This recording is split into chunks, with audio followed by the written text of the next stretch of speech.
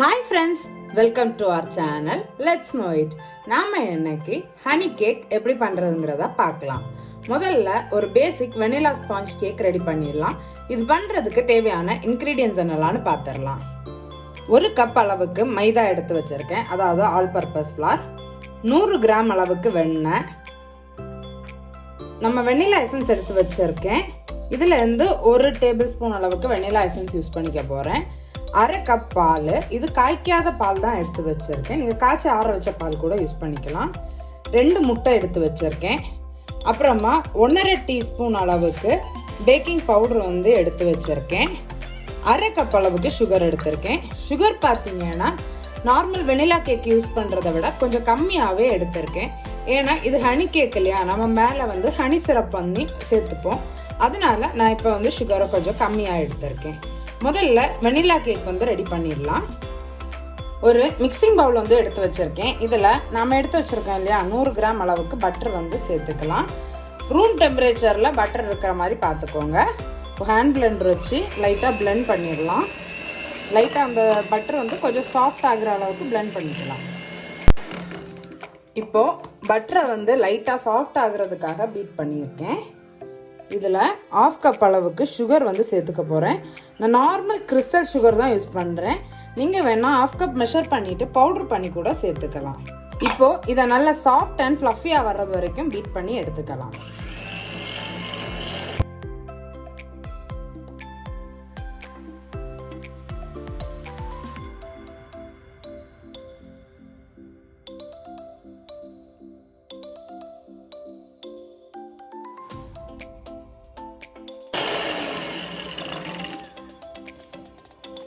இப்போ பார்த்தீங்கன்னா நம்மளோட பட்டர் அண்ட் சுகரை சேர்த்து நல்லா ஒரு சாஃப்ட் க்ரீம் மட்டும் விப் பண்ணிட்டேன். இப்போ இதில் ஒரு முட்டையாக சேர்த்து விப் பண்ணிக்கலாம். நீங்கள் முட்டை யூஸ் பண்ணுறதுக்கு விருப்பம் இல்லைன்னா 2 முட்டைக்கு பதிலாக அரை கப் தயிர் கூட நீங்கள் சேர்த்துக்கலாம். இது கூடவே கொஞ்சமாக வெனிலா எசன்ஸும் சேர்த்துக்கிறேன். ஒரு டேபிள் ஸ்பூன் அளவுக்கு வெனிலா எசன்ஸ் சேர்த்துருக்கேன். இப்போ இதை பீட் பண்ண ஆரம்பிச்சிடலாம்.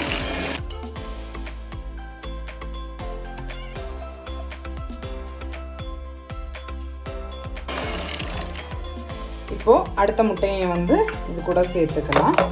சேர்த்து நல்லா சாஃப்டாக விப் பண்ணி எடுத்துக்க போகிறோம்.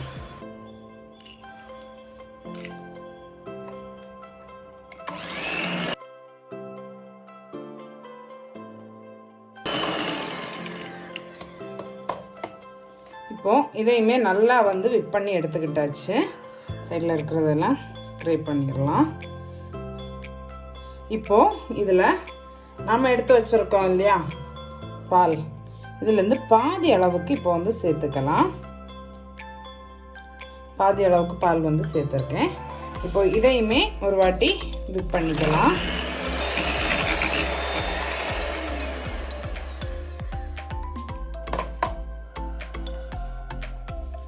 இப்போ இதில் பாதி பால் சேர்த்துருக்கோம்.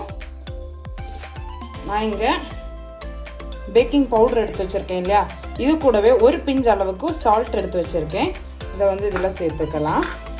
இது கூடவே நம்மளோட மைதா, அதாவது ஆல் பர்பஸ் ஃப்ளார் 1 கப் அளவுக்கு சேர்த்துருக்கேன். இப்போது இதை கட் அண்ட் ஃபோல்ட் மெத்தடில் நாம் மிக்ஸ் பண்ணிக்க போகிறோம். இந்த மாதிரி கட் பண்ணி ஃபோல்ட் பண்ணி இதை நாம் வெல் கம்பைன் ஆகிறது வரைக்கும் மிக்ஸ் பண்ணி எடுத்துக்கலாம்.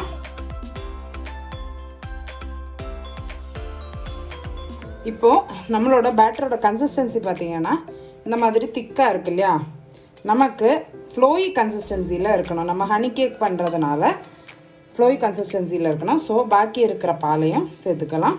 நான் டோட்டலாக அரை கப் அளவுக்கு பால் இன்றைக்கி சேர்த்துருக்கேன். இதையும் அப்படியே ஜென்டலாக மிக்ஸ் பண்ணி ஒன்று சேர்த்து எடுத்துக்கலாம். இப்போ பார்த்தீங்கன்னா நம்மளோட பேட்டர் ரெடியாக இருக்குது. நான் இங்கே ஒரு சின்ன கேக் டின்னில் பார்ச்மெண்ட் பேப்பர் லைன் பண்ணி வச்சுருக்கேன்.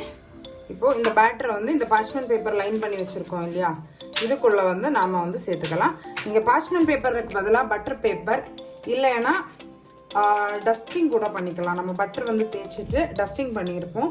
ஆல்ரெடி நம்ம வந்து பேசிக்கான வெண்ணிலா ஸ்பாஞ்ச் கேக் பண்ண வீடியோவில் எப்படி டஸ்டிங் பண்ணுறதுங்கிறதெல்லாம் காமிச்சிருக்கேன். அந்த மாதிரி கூட நீங்கள் வந்து டஸ்டிங் பண்ணிக்கலாம்.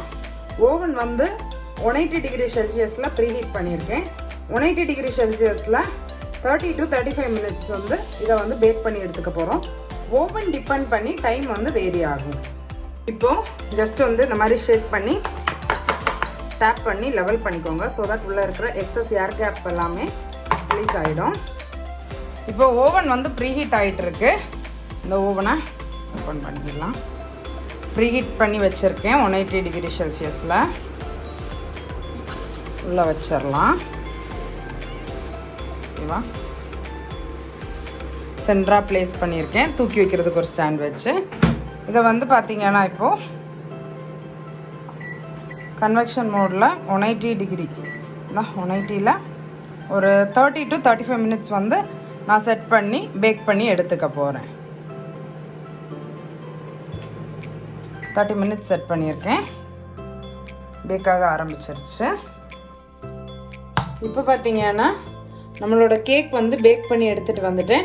ஒரு ஸ்க்யூர் இல்லைன்னா ஏதாச்சும் ஒரு குச்சி விட்டு செக் பண்ணி பார்த்துக்கோங்க ஃபுல்லாக குக் ஆகிருக்கான்னு. எனக்கு குக் ஆகிருக்கு. இப்போ இது வந்து நல்லா பாருங்கள், நல்லா சாஃப்டாகவே இருக்குது. ஸோ இது வந்து அப்படியே ரூம் டெம்பரேச்சருக்கு வந்துடட்டும். அதுக்குள்ளாடி நாம் வந்து இந்த கேக்குக்காக ஒரு ஹனி சிரப் வந்து ரெடி பண்ணிடலாம். இப்போது ஒரு சாஸ்பேன் எடுத்து வச்சுருக்கேன். அதில் 1/4 கப் அளவுக்கு சுகர் வந்து சேர்த்துருக்கேன். இது கூடவே ஹனி வந்து சேர்த்துக்கலாம். இந்த மாதிரி கப்பில் ஹனி வந்து மெஷர் பண்ணி எடுத்துக்கலாம். ஹாஃப் ஆஃப் த மெஷர்மெண்ட்டுக்கு கொஞ்சம் கூட, அதாவது இது பார்த்தீங்கன்னா 4 டேபிள் ஸ்பூன் மெஷர்மெண்ட் ஆகும் உங்களுக்கு 1/4 கப்புன்னு சொல்கிறது. அதுலேயும் ஒரு 3 டேபிள் ஸ்பூன் வராதுக்கு அளவுக்கு நம்ம வந்து ஹனி சேர்த்துருக்கோம். சைடில் பார்த்தீங்கன்னாலே மெஷர்மெண்ட் இருக்கும். கிளியராக தெரியுதா? Okay. 2 table spoon 4 table spoon 1/4 கப்பில் பாதின்னு வர்றப்போ உங்களுக்கு 2 டேபிள் ஸ்பூன். இப்போ வந்து 2 டேபிள் ஸ்பூனுக்கு கொஞ்சம் கூட, அதாவது ஒரு 3 டேபிள் ஸ்பூன் அளவுக்கு ஹனி சேர்த்துருக்கேன். இது கூடவே நம்ம வந்து ஜாம் வந்து சேர்த்துக்கலாம். நான் இன்றைக்கி பார்த்தீங்கன்னா கிசானோட மிக்ஸ் ஃப்ரூட் ஜாம் தான் வந்து சேர்த்துக்க போகிறேன். நீங்கள் எனி ஜாம் வந்து சேர்த்துக்கலாம்.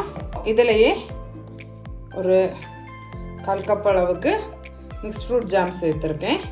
நீங்கள் கொஞ்சம் கூடவே ஜாம் வேணும்னா கூட சேர்த்துக்கலாம். நான் இன்றைக்கி சுகர் ஹனி எல்லாம் சேர்த்துருக்கிறனால இந்த அளவுக்கு சேர்த்துருக்கேன். இதே சேம் கப்லேயே 1 கப் அளவுக்கு தண்ணியும் வந்து சேர்த்து இதை நம்ம வந்து இப்போ பாயில் பண்ணி எடுத்துக்கலாம். அதே சேம் கப்பில் 1/4 கப் அளவுக்கு தண்ணி சேர்த்துருக்கேன். எல்லாம் மிக்ஸ் பண்ணி நம்ம வந்து இப்போ வந்து இதை வந்து பாயில் பண்ண ஆரம்பிச்சிடலாம். இப்போ பார்த்தீங்கன்னா இந்த சாஸை அடுப்பில் வச்சு மெல்ட் பண்ண ஆரம்பிச்சிட்டேன். கொஞ்சம் நேரத்திலேயே இந்த ஜாம் அப்புறமா ஹனி சுகர் எல்லாம் ஒன்று சேர நல்லா வந்து மெல்ட் ஆகி வந்துடும். இப்போ பார்த்தீங்கன்னா நம்மளோட ஹனி சிரப் வந்து ரெடியாக இருக்குது. கன்சிஸ்டன்சி பார்த்தீங்களா, கொஞ்சம் தின்னாகவே தான் இருக்குது. இது கரெக்டான கன்சிஸ்டன்சியாக இருக்குது. இப்போ அடுப்பை ஆஃப் பண்ணிடலாம். இது வந்து ஹாட்டாக இருக்கிறப்போவே நம்ம வந்து கேக் மேலே ஊற்றிட போகிறோம். இப்போது நம்மளோட ஹனி சிரப் வந்து ரெடியாக இருக்குது. இதில் நான் கொஞ்சம் தேங்காய் வந்து வச்சுருக்கேன். கொஞ்சம் இதில் சேர்த்துடலாம்.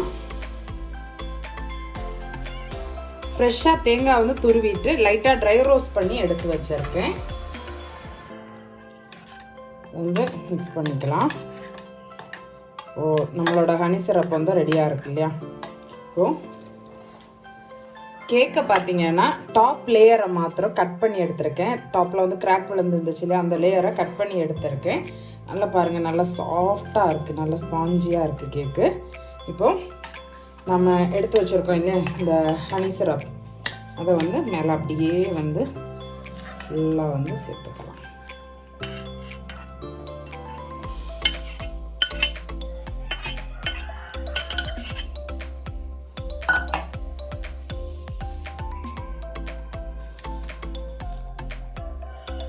உங்களுக்கு எக்ஸ்ட்ரா கோகனட் லேயர் வேணும்னு நினச்சிங்கன்னா மேலேயே கொஞ்சமாக ட்ரை கோகனட் வந்து ஸ்ப்ரெட் பண்ணிக்கலாம்.